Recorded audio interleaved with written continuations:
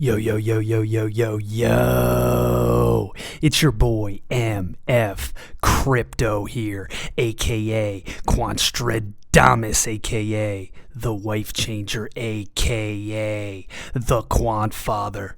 Once again. And as always, I'm on a mission to help you build generational wealth. Welcome back to the channel, my fellow Quant fam community. And for those of you who may be tuning in for the very first time, welcome in as well. I have an explosive Quant Network video update for you today. Quant'S Overledger is global banking system's chosen technology of the future. Ladies and gentlemen, strap in. I have some explosive information to share with you here today, and I'll be getting to it momentarily. However, we are currently trading at 89.38, down about 7.16% on the daily. We had that nice little rebound yesterday back up to the $98 price point, and we're currently trading back down below $90. If you recall, I said 2 videos ago that we will see some serious volatility in the coming days. The tariff announcement from President Trump was the first catalyst. Now we are starting to see the responses from countries across the globe in direct retaliation for those tariffs being levied. If we take a look over on the weekly chart, down at about the same amount, 7.2%. On the monthly, down a whopping 25.01%. Continue to DCA dollar cost average into this asset if you believe in it as much as Big Papa Quant'S does. Switching gears over to LinkedIn here, guys. Quant official release.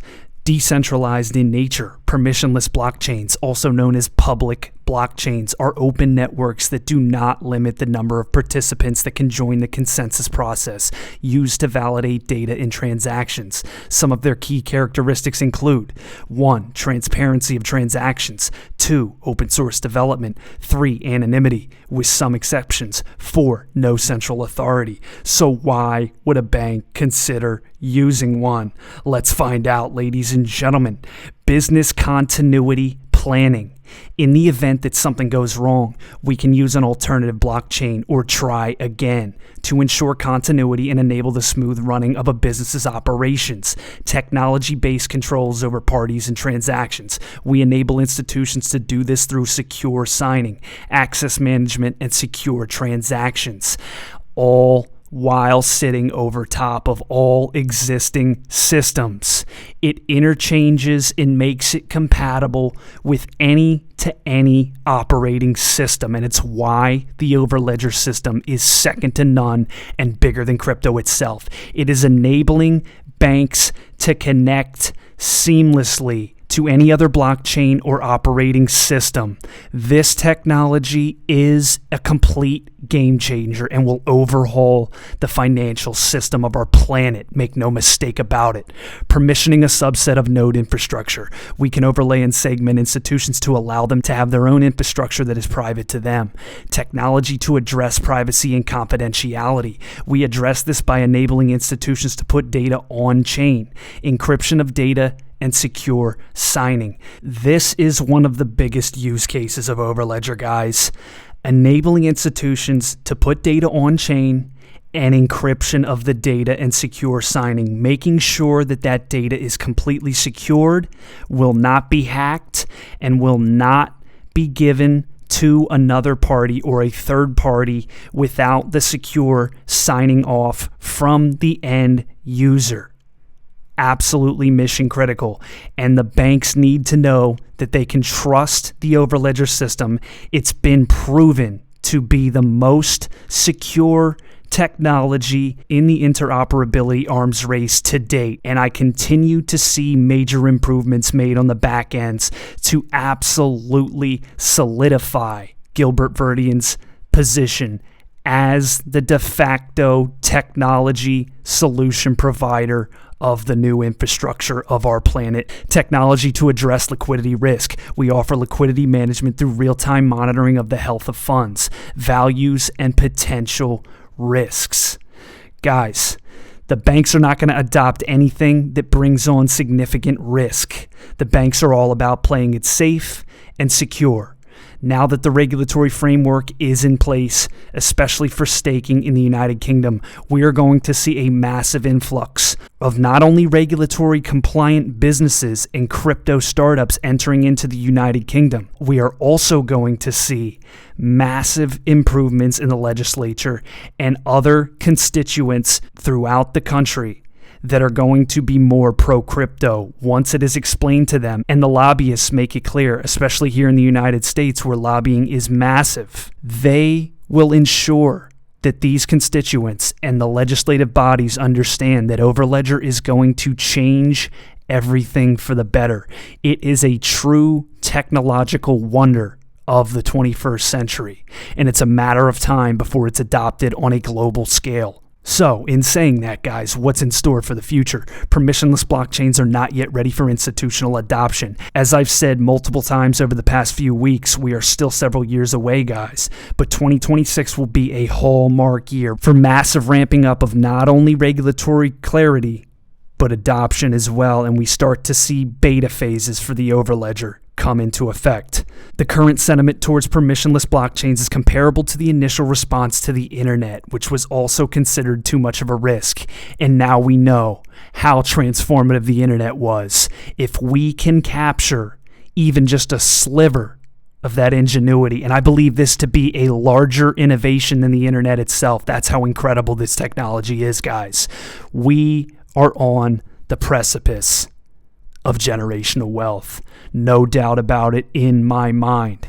But with most financial institutions already running private blockchain networks, the key differentiator is the ability to unlock liquidity on other public or private networks safely. And regulation is helping to fuel this, but only to a point. While regulation is accelerating the tokenization of securities, for the system to work requires a secure institutional bridge between digital assets and digital money. That last sentence, guys, is exactly what you need to have a picture of in your mind.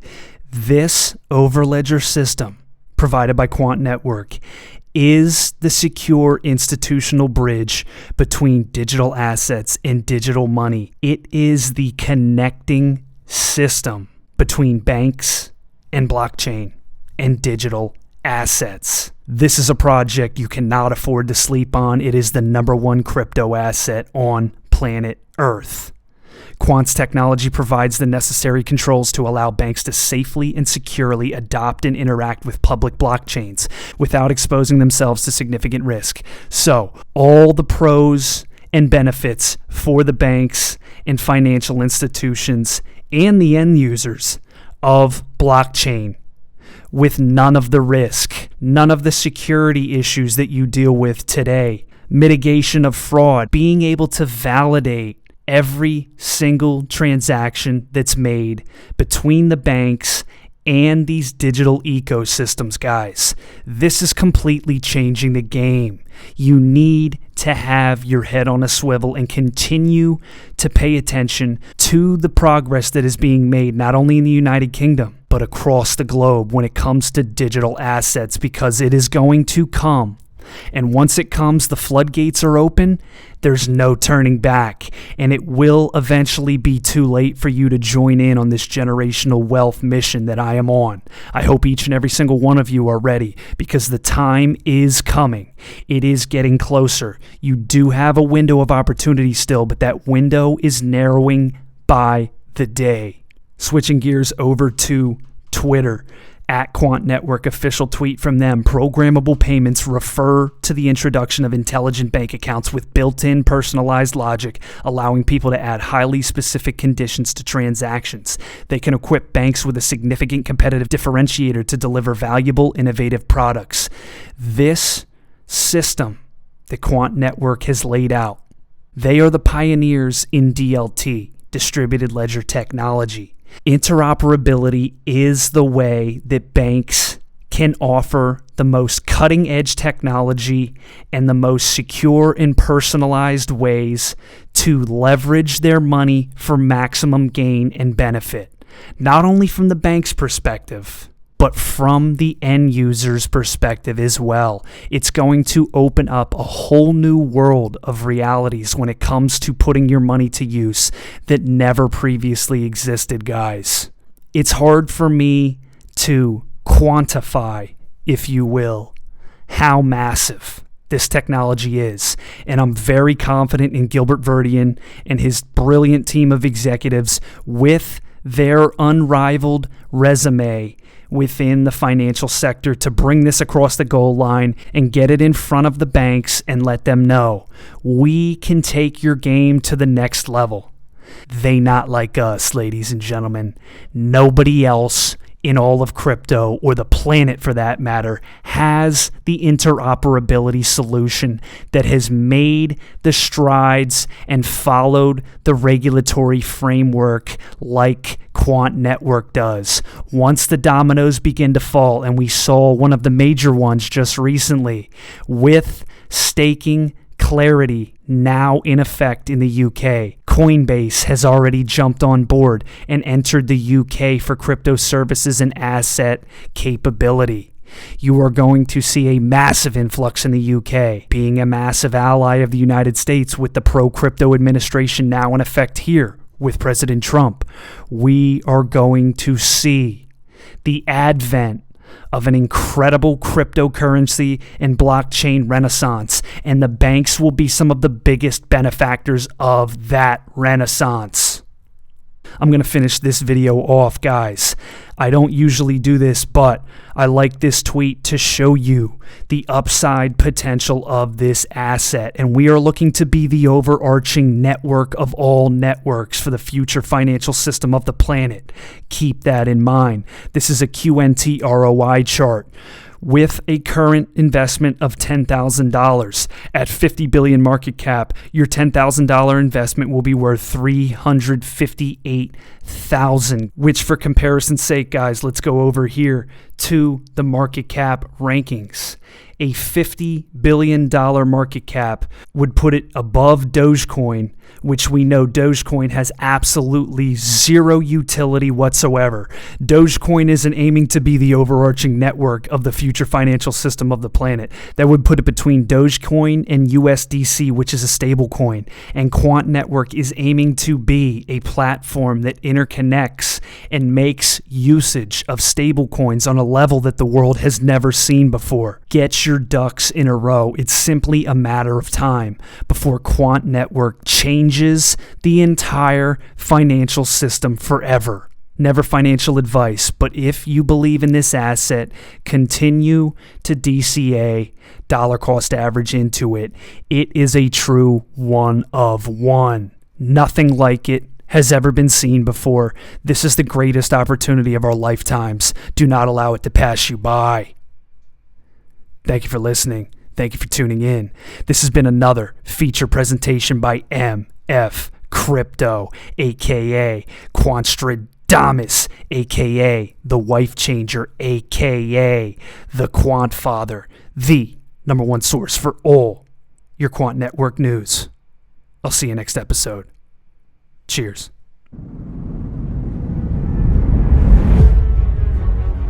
If the lion is the king of the jungle, how can he be the king of the jungle? If he's not the biggest, the elephant is probably one of the biggest. He can't be the fastest because that's a cheetah. He can't be the smartest. So he's not the biggest, the fastest, or the smartest. So how does a lion become the king of the jungle? His mentality. That's the only difference of a lion and an elephant. When a lion walks up and sees an elephant, he thinks lunch. An elephant thinks run. And it's all mentality. Because when a male lion walks up, he may be outnumbered by a pack of hyenas, but I'm king of my jungle because of my mentality. What happens when you're a gazelle and you're not being pushed? You're not being prodded. You're not given a reward. Nobody's encouraging you. What happens when you're a gazelle and the lion's not chasing you anymore? You stop running. But what happens when you're a lion? When you are a lion, it does not make a difference. You realize that if your family is going to eat, that if that pack of lions is to survive, then you gotta go hunt. A part of being a beast just ain't eating a gazelle. A part of being a beast is the hunts. It's the hunt that they're excited about. They like to see the gazelles run. Then boom, they take off. Because real lions like to hunt. They love the process just as much as they love the prize. And some of y'all just want to score. You don't like the process. You're not in love with the process. A true hunter's goal is not the prize. A true hunter's goal is to hunt. That's what they live for. They live to hunt. They don't just live to catch it. It's the whole process. When you are a true hunter, you don't go by time, you go by the gazelle. When you are a true hunter, you hunt until you get a gazelle, and you don't stop until you get one. And then you get another, and then you get another, and you get another. If you're gonna do what you say you're gonna do, be what you say you're gonna be, you're gonna have to lion me out. You a gazelle, you're gonna come up short. You a gazelle, you're gonna have an average experience. You a student, I need you in lion mode. You an entrepreneur, I need you in lion mode. You trying to lose weight, lion mode. You can't do nothing significant in gazelle mode, nothing. Nothing impressive happens in gazelle mode. Nothing happens in run mode, give up mode, quit mode, scared mode, fearful mode, nothing happens. Everything happens in lion mode like I'm coming to get you.